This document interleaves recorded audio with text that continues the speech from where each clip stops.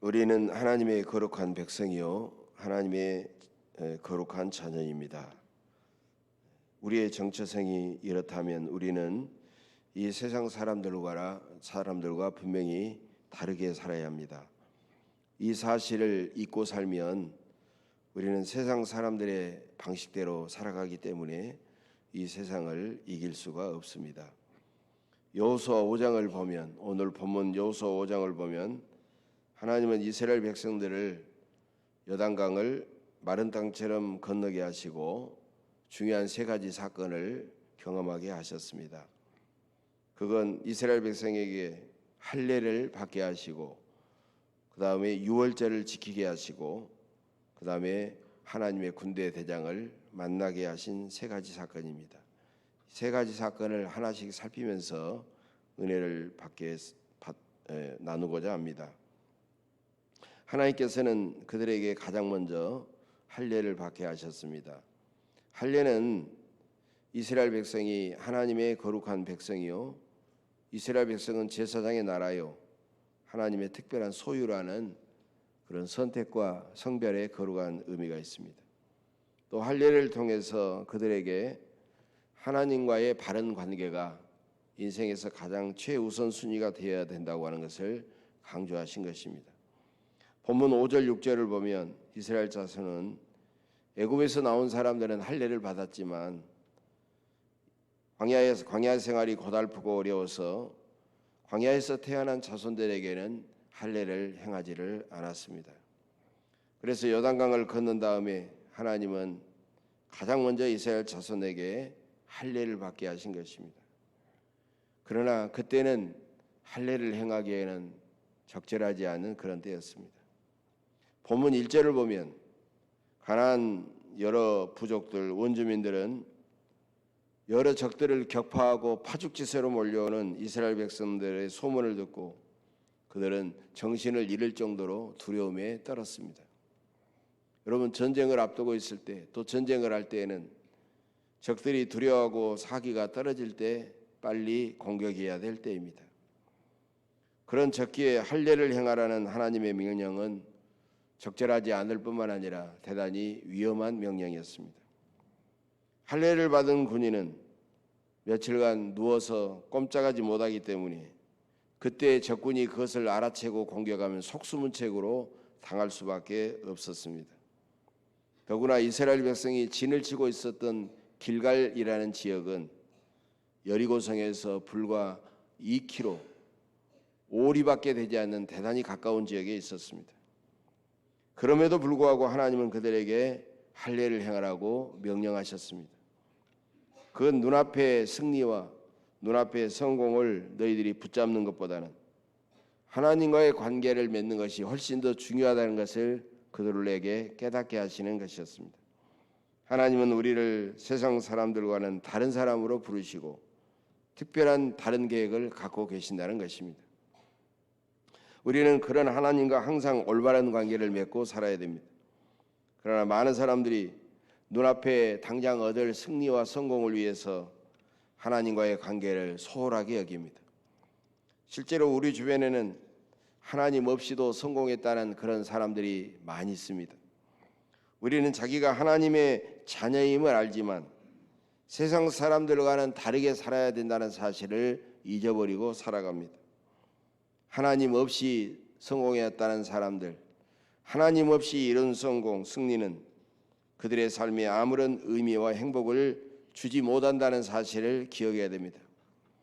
우리가 날마다 땀 흘리며 열심히 살고 부유하고 유명해지고 그래서 세상에서 성공하기를 원하는 이유는 무엇이겠습니까? 그것은 우리에게 큰 삶의 의미와 행복을 준다고 믿기 때문입니다. 그러나 우리의 부유함과 성공에서 하나님이 빠져버리면 그 순간 큰 의미와 행복을 잃어버리게 되고 결국에는 인생의 모든 것을 잃어버리게 되는 것입니다.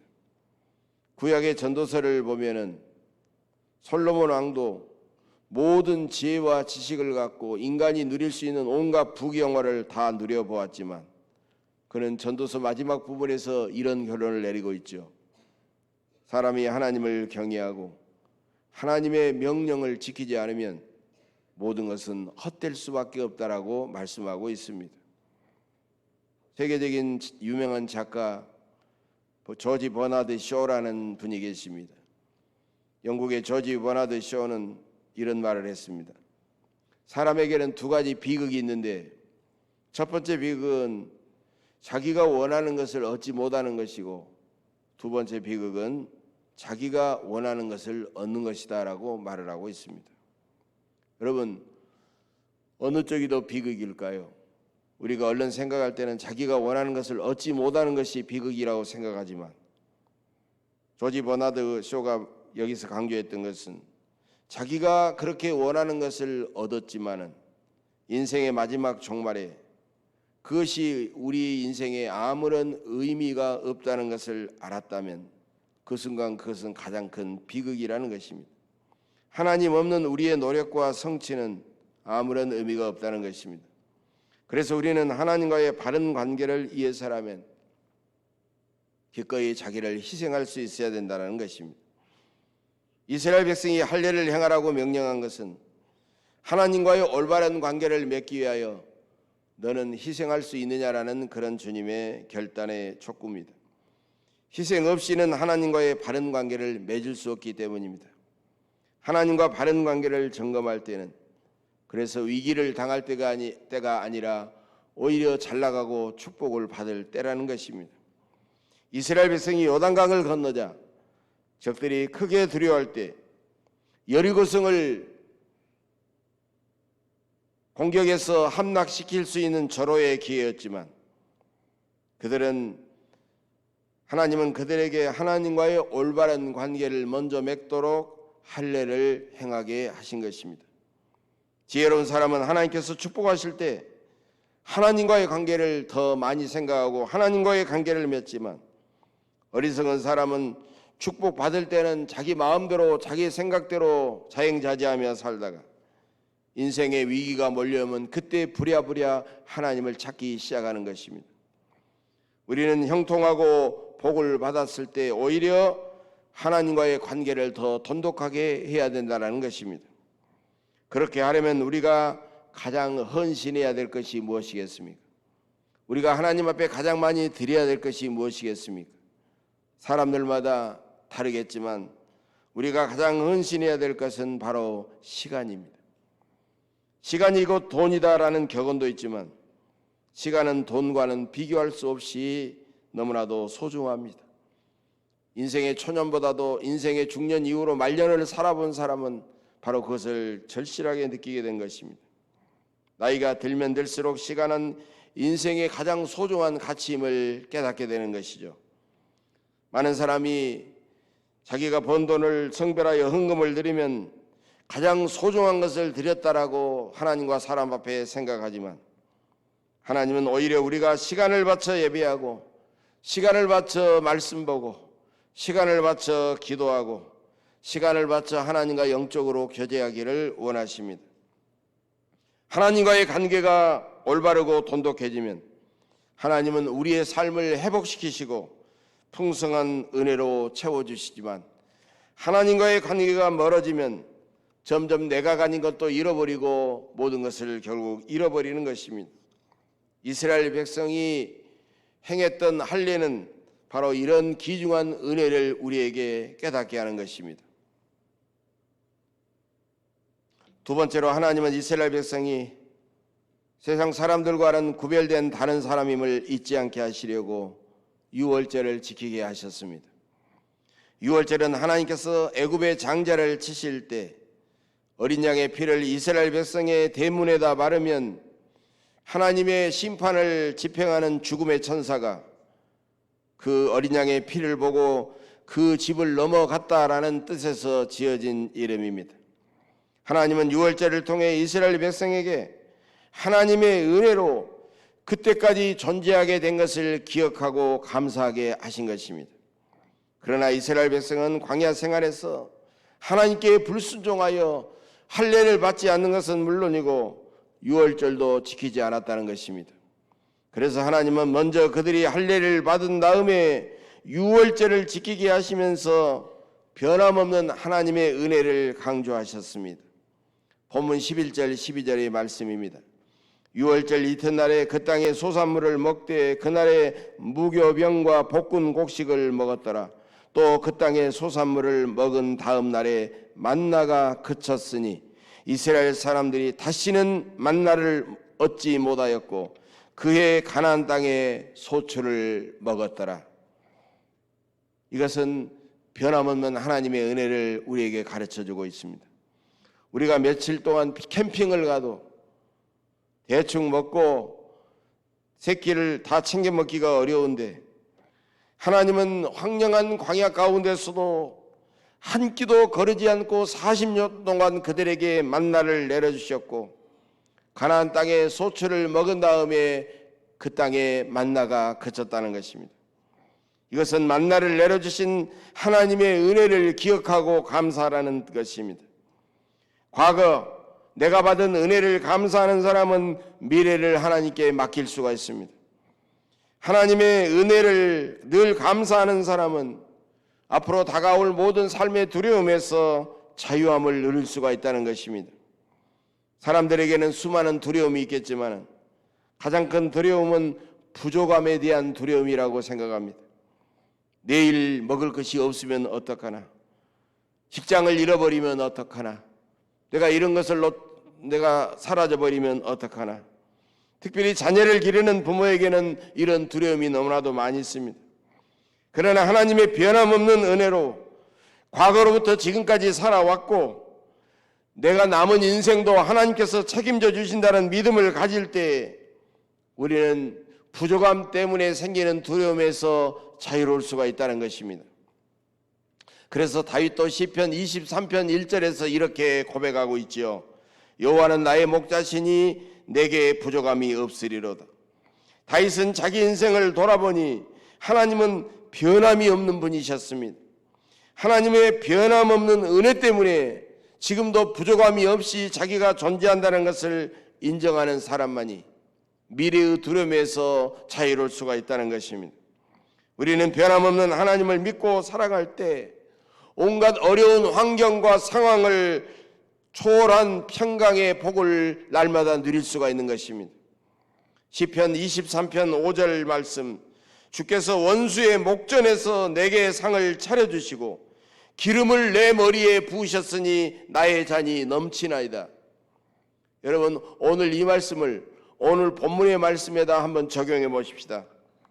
여러분, 가나안 원주민은 요단강을 건넌 이스라엘 백성들에게 집중하고 있었습니다. 저들이 언제나 우리를 공격할까? 저들이 언제나 우리에게 몰려올까? 집중하고 있었습니다. 그런데 이스라엘 백성들은 공격하지 아니하고 할례를 행하고 또 유월절을 지키면서 만찬상에서 음식을 먹고 마셨다는 것입니다. 음식을 먹으면 음식만 먹겠습니까? 포도주도 먹고 술 취할 수밖에 없는 그런 상황입니다. 불과 2km 오리도 되지 않는 가까운 거리에 있는 적들이 때를 따서 공격하면 여러분 얼마나 두렵고 얼마나 위험한 상황입니까? 그럼에도 불구하고 이스라엘 백성들은 변함없는 하나님을 굳게 믿었기 때문에 그런 상황과 환경을 초월한 자유를 누리고 있었다는 것입니다. 이스라엘 백성이 지켰던 유월절은 오늘 우리에게는 예수 그리스도의 십자가를 상징하고 있습니다. 이것이 고린도전서 5장 7절에도 나오고 있지요. 우리의 유월절 양 곧 그리스도께서 희생되셨느니라. 이 말씀처럼 유월절에 희생되신 어린 양은 우리를 위해 십자가를 지신 예수 그리스도를 가리키는 것입니다. 우리는 주님의 십자가를 바라볼 때마다 죄인인 우리를 속량하신 어린 양 되신 주님의 사랑을 깊이 묵상하고 감사해야 됩니다. 또 이스라엘 백성이 그 땅에 가나안 땅의 소산물을 먹기 시작한 다음 날에 만나가 그쳤다고 했습니다. 대부분의 사람들은 광야에서 하나님께서 아침마다 내려주신 그 만나는 하나님이 내려주신 만나라고 생각하지만 땅의 소산물은 땅에서 나오기 때문에 하나님의 은혜라고 생각하지 않을 때가 많습니다. 그러나 우리가 일상생활에서 누리는 평범한 모든 것들도 하나님의 은혜임을 깨달아야 됩니다. 우리가 날마다 하나님이 주신 공기로 숨을 쉬고 하나님이 주신 맑은 물을 마시고 하나님이 주신 곡식으로 밥을 지어 먹고 하나님이 주신 것으로 옷을 입고 하나님이 주신 집에서 잠을 자고 하나님께서 허락하신 일터에서 날마다 일하고 살아가는 것은 날마다 우리가 계속 반복되는 루틴의 삶이지만, 그래서 대단히 평범한 것 같지만 이것은 놀라운 하나님의 은혜라는 것입니다.